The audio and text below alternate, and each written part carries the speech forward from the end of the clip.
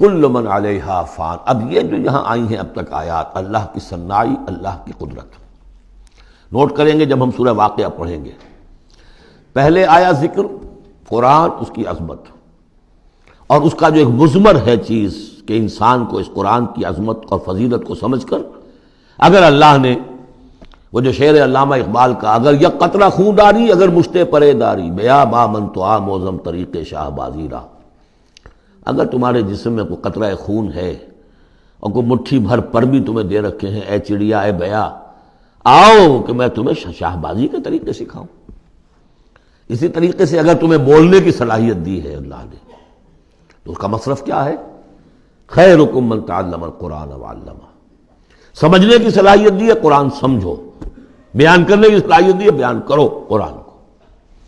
پھر یہ کہ اللہ تعالیٰ کی تخلیقی قوت، اس کا تذکرہ ہوا۔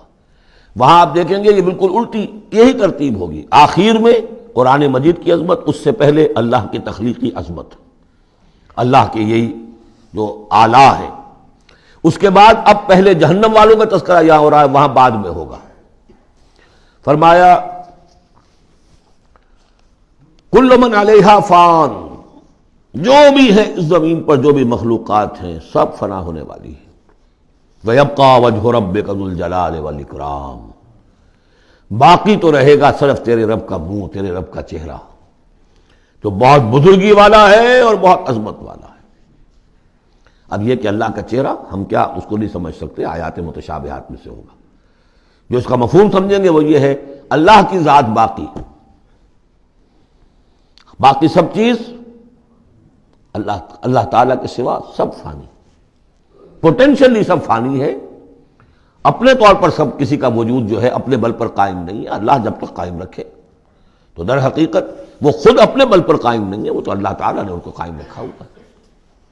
کل من علیہا فان، اللہ باقی من کل فان، اللہ ہی باقی ہے، باقی تمام فانی ہے۔ وَيَبْقَى وَجْهُ رَبِّكَ ذُو الْجَلَالِ وَالْإِكْرَامِ فَبِأَيِّ آلَاءِ رَبِّكُمَا تُكَذِّبَانِ يَسْأَلُهُ مَنْ فِي السَّمَاوَاتِ وَالْأَرْضِ، جو بھی ہے آسمان اور زمین میں وہ سب اس کے در کے سوالی ہیں، اسی سے مانگ رہے ہیں۔ وجود بھی ملا ہے اسی سے، حیات کسی کے پاس ہے دی ہوئی ہے اسی کی، کوئی صلاحیت ہے تو دی ہوئی ہے اسی کی، کوئی ذہانت ہے تو دی ہوئی ہے اسی کی، روز کا رزق جو آ رہا ہے اسی کا عطا کردہ، ہر ایک سائل ہے۔ جو سورہ محمد میں ہم نے پڑھا کہ تم سب فقراء ہو واللہ هو الغنی وانتم الفقراء، تم سب کے سب محتاج ہو، تمہارا وجود مستعار، تمہاری حیات مستعار، تمہیں علم جو دیا اس نے دیا جتنا دیا، ولا یحیطون بشیء من علمہ الا بما شاء، تو تمہاری کیفیت یہ ہے۔ یسألہ من فی السماوات والارض، اسی سے مانگتا ہے جو بھی ہے آسمانوں میں اور زمین میں۔ کل یوم ہوا فی شان، وہ ہر دن ایک شغل میں ہے، اس کی ایک مصروفیت ہے۔ یا میرے نزدیک اشارہ ہے اسی بات کی طرف، یدبر الامر من السماء الى الارض ثم یعرج الیہ فی یوم کان مقدارہ الف سنۃ مما تعدون، تدبیر امر ہے، ایک دن کی تدبیر وہ کرتا ہے، کیا کچھ حاضر ہے، وہ ایک دن اس کا 1000 سال کا ہے، اس میں کیا کیا ہونا ہے، کس طرح سے ہونا ہے، پھر وہ احکام کی تنفیذ ہوتی ہے، پھر اس کی رپورٹ ہے، اس کو واپس جاتی ہے۔ تو کل یوم ہوا فی شان، وہ کوئی ایک یوں سمجھیے کہ کوئی اسٹیٹک کوئی حقیقت نہیں ہے، خود اس کی مصروفیات، کل یوم ہوا فی شان، نئی شان کے ساتھ اس کا ظہور ہوتا ہے۔ کل یوم ہوا فی شان فبأی آلاء ربکما تکذبان سنفرغ لکم ایھا الثقلان۔ اب یہاں پر کھل کر بات کی کہ یہ تکذبان کیوں کہا جا رہا ہے، ہم جلد ہی فارغ ہو جائیں گے تمہارے لیے، اے دو بھاری قافلوں، اے انسانوں کا قافلہ اور اے جنات کے قافلے۔ ابھی جو ہے اس کائنات کو ہم نے چلایا ہوا ہے، ابھی مہلتیں ہم نے دے رکھی ہیں، وقت مقرر کیا ہوا ہے، اجل مسمى ہے اس کائنات کی بھی اور ہر قوم کی بھی، لکل امت اجل، ہر امت کے لیے بھی ایک اجل ہے، ہر ایک فرد کی اجل ہے، وہ سب ہے، لیکن القریب ہم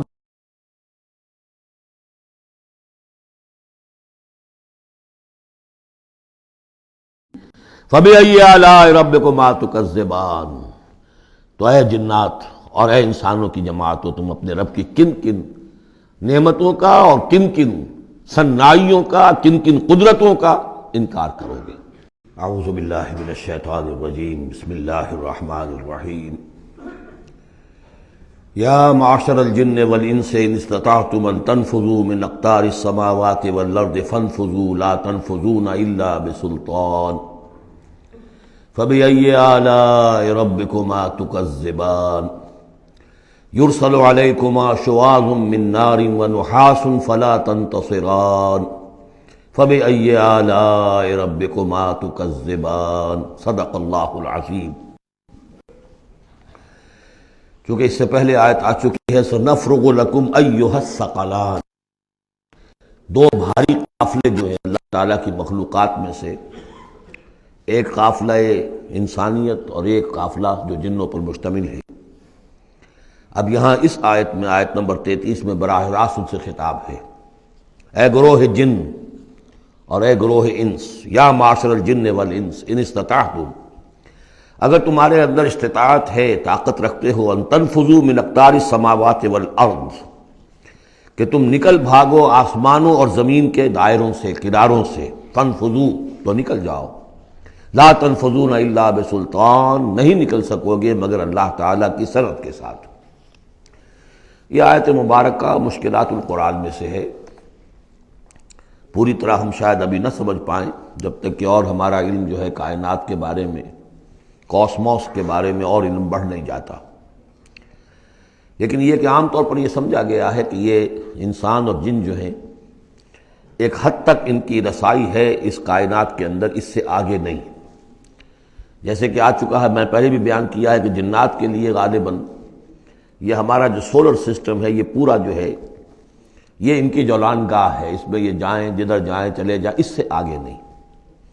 انسانوں کا معاملہ یہ ہے کہ وہ اس کے اندر بھی جو بھی فاصلہ طے کرتے ہیں، وہ ظاہر بات ہے کہ وہ اس کے لیے مشینیں ایجاد کر کے جہاں تک جا رہے ہیں، لیکن اس پورے سولر سسٹم تک بھی ان کی رسائی ممکن نہیں ہوگی۔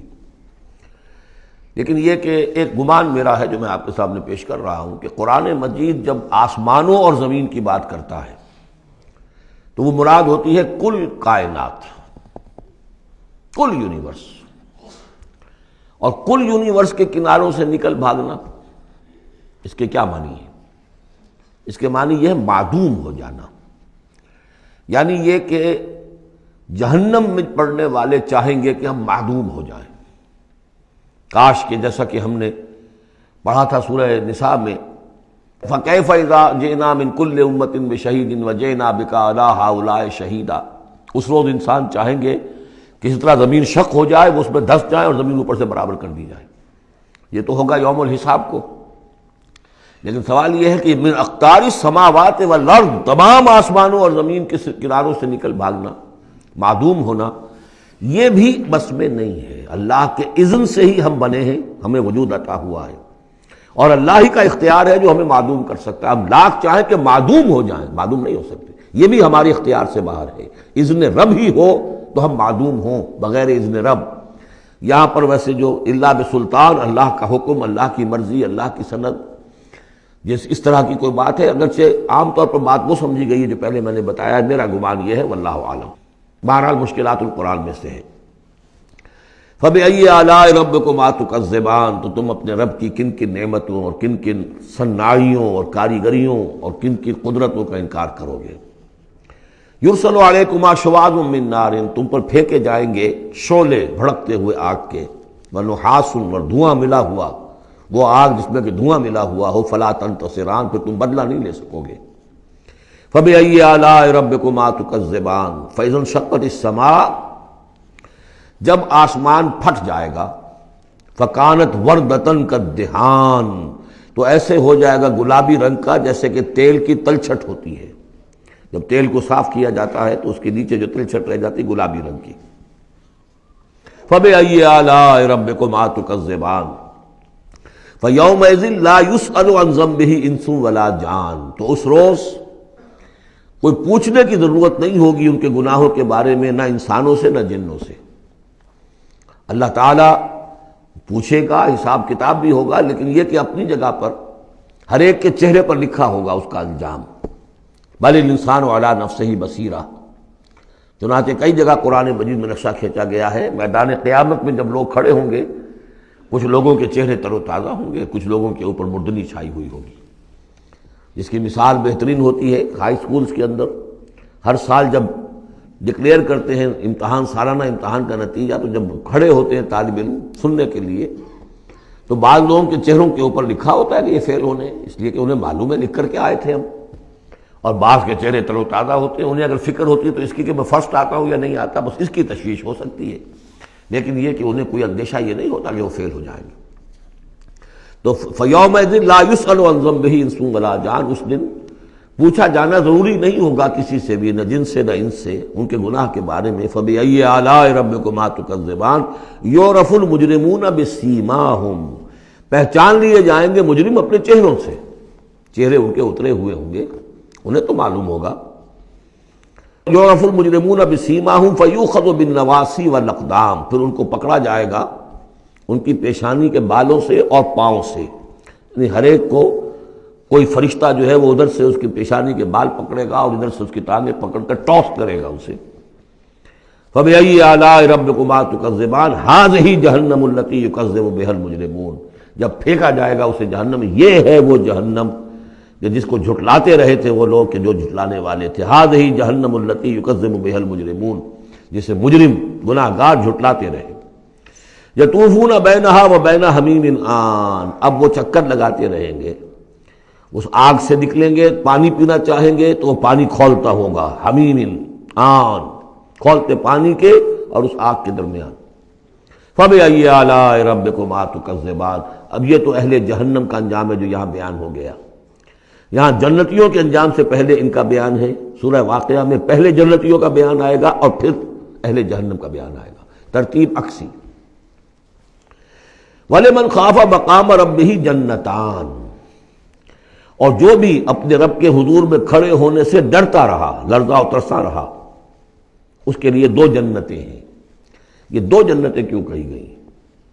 اس کے لیے جو توجیہ میری سمجھ میں آئی ہے اس میں مجھے خاصا اطمینان ہے، انشراح ہے کہ جنتیں جو جنوں کے لیے ہوں گی وہ علیحدہ جنت ہے، انسانوں کے لیے علیحدہ ہے. ظاہر بات ہے دونوں کے احساسات جدا ہیں، دونوں کے ذوق جدا ہیں، دونوں کے مذاق جدا ہیں. لہذا ایک جنت ہے کہ جو انسانوں کے لیے ہے اور ایک جنت ہے کہ جو جنات کے لیے ہے. ایک ہی طرح کی چیزیں ان دونوں کے لیے پلیزنٹ اور ان دونوں کے لیے جو ہو سکتی ہیں مسرت اور سرور آمیز، وہ ایک طرح کی نہیں ہو سکتی، ان کے تقاضے مختلف ہوں گے. تو لمن خاف، جو ڈرنے والے ہیں ان کے لیے جنتیں فراہم کر دی اللہ نے. وہی تسلیہ کا صیغہ ہے چونکہ یہاں جنوں اور انسانوں سے خطاب ہو رہا ہے مسلسل. یہ جو جنتان ہوں گی یہ ابتدائی جنتیں جن کا ذکر یہاں ہو رہا ہے. اس کے بعد دو اور جنتیں ہوں گی. تو جنتیوں کے دو درجے ہیں، ان میں جنات بھی ہوں گے انسان بھی ہوں گے، تو چار ہو گئے. کمتر درجے کے جنتی انسان اور جن دو، اور برتر درجے کے جنتی انسان اور جن دو، تو دو اور دو چار. تو یہاں پر اس سورہ مبارکہ میں چار جنتوں کا ذکر ہے. پہلے یہ کمتر درجے کے جنتیوں کا ذکر ہو رہا ہے. وَلِمَنْ خَافَ مَقَامَ رَبِّهِ جَنَّتَانِ فَبِأَيِّ آلَاءِ رَبِّكُمَا تُكَذِّبَانِ ذَوَاتَا أَفْنَانٍ. اس کی بہت سی شاخیں ہوں گی اس جنت کی. فَبِأَيِّ آلَاءِ رَبِّكُمَا تُكَذِّبَانِ فِيهِمَا عَيْنَانِ تَجْرِيَانِ. ان دونوں میں چشمے ہیں. اب عینان، ایک ایک جنت میں ایک ایک چشمہ ہے جو بہہ رہا ہے. فَبِأَيِّ آلَاءِ رَبِّكُمَا تُكَذِّبَانِ. اپنے رب کی کون کون سی نعمتوں کو جھٹلاؤ گے. فِيهِمَا مِن كُلِّ فَاكِهَةٍ زَوْجَانِ. اور ان دونوں میں ہر طرح کے جو میوے ہیں ان کی دو دو قسمیں ہیں، جوڑے ہیں. فَبِأَيِّ آلَاءِ رَبِّكُمَا تُكَذِّبَانِ مُتَّكِئِينَ عَلَىٰ فُرُشٍ بَطَائِنُهَا مِنْ اسْتَبْرَقٍ وَجَنَى الْجَنَّتَيْنِ دَانٍ. اور وہ وہاں تکیہ لگائے ہوں گے، سہارا لگائے ہوں گے ایسے فرشوں پر کہ جن کے استر بنے ہوئے ہوں گے گاڑھے ریشم کے. استر ہوں گے گاڑھے ریشم کے، تو جو ان کا اصل جو اوپر کا حصہ ہوگا وہ کس شے کا ہوگا؟ گویا کہ وہ تمہارے تصور سے باہر ہے. وَجَنَى الْجَنَّتَيْنِ دَانٍ. اور دونوں جو باغ ہیں دونوں جنتوں کے، ان کے جو پھل ہیں میوے وہ جھک رہے ہوں گے، نیچے کو ہوں گے، تاکہ آرام سے جنتی جو ہے جو چاہے حاصل کر لے.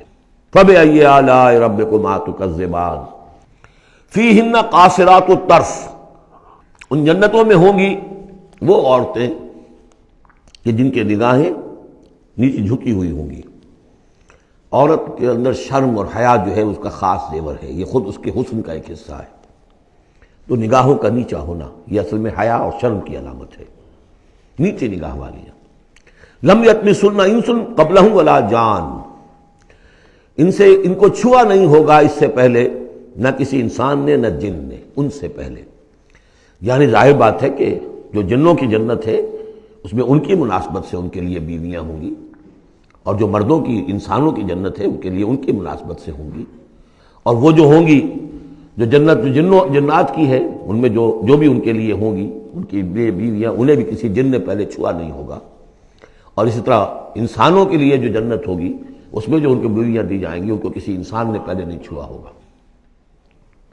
فَبِأَيِّ آلَاءِ رَبِّكُمَا تُكَذِّبَانِ كَأَنَّهُنَّ الْيَاقُوتُ وَالْمَرْجَانُ، وہ جو ہوں گی بیویاں دی جائیں گی ان جنتوں میں وہ ایسے ہوں گی جیسے لال اور مونگے۔ فَبِأَيِّ آلَاءِ رَبِّكُمَا تُكَذِّبَانِ هَلْ جَزَاءُ الْإِحْسَانِ إِلَّا الْإِحْسَانُ، کیا احسان کا، بھلائی کا، نیکی کا بدلہ احسان اور بھلائی کے سوا بھی کچھ ہو سکتا ہے؟ ان لوگوں نے اللہ کے لیے، اللہ کے دین کے لیے، اللہ کے احکام کی پابندی میں جو کچھ بھی انہوں نے محنتیں کی، کوششیں کی، اب ظاہر بات ہے کہ اللہ تعالیٰ کو اس کا بدلہ انہیں دینا ہے انہی صورتوں میں۔ وَمِن دُونِهِمَا جَنَّتَانِ، اور ان سے پرے دو جنتیں اور ہیں۔ اب اس میں مفسرین کے مختلف اقوال ہیں، پہلی جنتیں کن کی ہیں، دوسری جنتیں کن کی ہیں، اس لیے کہ اس کے لیے دو الفاظ جو آئیں گے سورہ واقعہ میں آئیں گے کہ ایک اصحاب الیمین ہے اور ایک مقربون ہے۔ ایک وہ ہے جو آگے اللہ کے بہت ہی مقرب بارگاہ ہو جاتے ہیں، اولئک المقربون، اور ایک وہ ہے کہ جو داہنے والے ہیں، اور ایک ہے شمال والے۔ تو ایک تو ہے بنیادی، یہ گمراہ تھے، یہ جہنمی، یہ نیک تھے، اور یہ جو ہے جنتی ہیں، لیکن ایک ہے بہت آگے والے، فالسابقون السابقون اولئک المقربون، وہ لوگ جو آگے نکل جانے والے ہیں، وہ جو بلند تر نیکیوں والے ہیں، بلند تر مقامات والے ہیں۔ جیسے کہ سورہ توبہ میں ہم نے پڑھا تھا والسابقون الاولون من المہاجرین والانصار والذین اتبعوہم بإحسان، تو دو درجے ہو گئے تھے۔ تو اس طرح یہاں پر جو میرے نزدیک پہلی جنتوں کا تذکرہ جو ہے وہ در حقیقت ہے جو کم تر جنتی ہیں، اصحاب الیمین، اور اب جو تذکرہ ہو رہا ہے وہ ہے جنت ان کی کہ جو مقربین بارگاہ ہیں، سابقین۔ وَمِن دُونِهِمَا جَنَّتَانِ، اور ان دونوں کو پرے اور دو جنتیں ہوں گی۔ فَبِأَيِّ آلَاءِ رَبِّكُمَا تُكَذِّبَانِ، یہ بھی دو ہوں گی، ایک جنات کے لیے اور ایک انسانوں کے لیے۔ مُدْحَامَّتَانِ، بڑے گہرے سبز رنگ کی جنتیں ہوں گی، سبز کاہی جسے ہمارے ہاں کہا جاتا ہے، گہرا سبز، سیاہی مائل سبز، اتنی گہرا سبز ہو کہ سیاہی مائل ہو جائے۔ یہ میں ابھی عرض کروں گا، اس کی ایک خاص پس منظر ہے۔ فَبِأَيِّ آلَاءِ رَبِّكُمَا تُكَذِّبَانِ فِيهِمَا عَيْنَانِ نَضَّاخَتَانِ، اس میں دو چشمے ہیں ابلتے ہوئے۔ فَبِأَيِّ آلَاءِ رَبِّكُمَا تُكَذِّبَانِ فِيهِمَا فَاكِهَةٌ وَنَخْلٌ وَرُمَّانٌ، اس میں میوے ہیں، کھجوریں ہیں، انار ہیں۔ فَبِأَيِّ آلَاءِ رَبِّكُمَا تُكَذِّبَانِ، یہ یوں سمجھیے کہ ایک تو ہے خالص عربی ذوق، اور عرب کا جو ایک خاص ماحول تھا، اور خاص طور پر عرب کا وہ علاقہ جس میں قرآن نازل ہوا ہے، حجاز، پہاڑی علاقہ ہے، اس میں جب آتے تھے چشمے اور جب بہہ جاتی تھی وادیاں تو ابلتی ہوئی پہاڑی چونکہ چشمے جیسے ہوتے ہیں، پہاڑی نالے، تو ان کے اندر جوش و خروش ہوتا ہے۔ اور دوسرے کہ وہاں پر جو باغات ہوتے تھے، کھجور کے درخت، اور وہاں پر وہ سبزی جو رنگ ہے ان کا وہ سبزی مائل گہرا، اور اسی کے اندر پھر جو چھاؤں ہے، تو جو ان کا تصور ہے ایک عربی ذوق ہے، ایک عجمی ذوق ہے۔ وہ عجمی ذوق ہے جو پہلے بیان ہوا ہے، عربی ذوق ہے جو اب بیان ہو رہا ہے۔ فیہما فاکہۃ ونخل ورمان، اب یہ چیزیں جو ہیں یہ عرب کے اندر کھجوریں ہیں، انار ہیں۔ فبأی آلاء ربکما تکذبان فیہن خیرات حسان، اس میں ہوں گی بہت ہی اچھی عورتیں، نہایت خوبصورت۔ فبأی آلاء ربکما تکذبان حور مقصورات فی الخیام، اب یہاں حور کا لفظ آیا، پہلے میں نہیں آیا ہے۔ پہلے میں یہ تو آیا ہے فیہن قاصرات الطرف لم یطمثن انس قبلہم ولا جان، لیکن لفظ حور یہاں آیا ہے۔ اسی کو نوٹ کریں گے کہ سورہ واقعہ میں بھی ایک کے ساتھ حور کا لفظ آئے گا، دوسرے کے ساتھ نہیں۔ حور مقصورات فی الخیام، اب یہ بھی عرب پس منظر ہے، خیموں میں رہنے والے۔ وہ حور وہ حوریں کہ جو خیموں میں رکی رہنے والی ہوں گی. ظاہر بات ہے کہ وہاں پر تو عام طور پر شہر بہت کم تھے پورے عرب کے اندر، حجاز کے اندر بہت کم. جو عام طور پر جو آبادیاں تھیں وہ خیموں میں رکی رہنے والیاں. وقرن فی بیوتکن ولا تبرجن تبرج الجاہلیۃ الاولی، وہ شمع محفل نہیں بنتی بلکہ وہ چراغ خانہ بنتی ہیں. حور مقصورات فی الخیام فبأی آلاء ربکما تکذبان لم یطمثہن انس قبلہم ولا جان، نہیں انہیں چھوا ہوگا ان سے پہلے نہ کسی انسان نے اور نہ کسی جن نے. یہ ان دونوں کے میرے نزدیک علیحدہ علیحدہ. جنات کی جو جنت ہے ان میں جو ان کے لیے عورتیں اور بیویاں فراہم کی جائیں گی انہیں کسی جن نے نہیں چھوا ہوگا ان سے پہلے، اور جو انسانوں کے لیے جنت ہوگی وہاں جو انہیں بیویاں دی جائیں گی اور حوریں دی جائیں گی انہیں کسی انسان نے نہیں چھوا ہوگا. فَبِأَيِّ آلَاءِ رَبِّكُمَا تُكَذِّبَانِ مُتَّكِئِينَ عَلَىٰ رَفْرَفٍ خُضْرٍ وَعَبْقَرِيٍّ حِسَانٍ، وہ تکیہ لگائے بیٹھے ہوئے ہوں گے سب مسندوں پر اور بڑے قیمتی نفیس بچھونوں پر.